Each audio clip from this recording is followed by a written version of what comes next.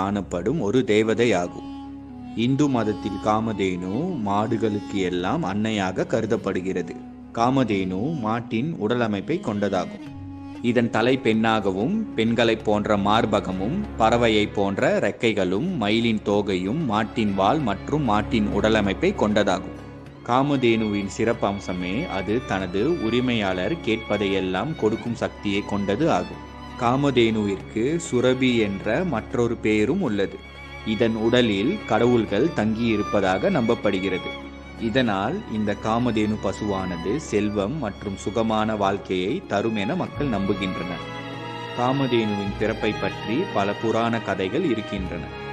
தேவர்களும் அசுரர்களும் அமிர்தத்திற்காக திருப்பார்கடலை கடையும் போது அங்கு வெளிவந்த பொருள்களில் காமதேனுவும் ஒன்றாக கருதப்படுகிறது. மற்றும் ஒரு கூற்றின்படி படைக்கும் கடவுளான பிரம்மா திருப்பார்கடலை கடைந்த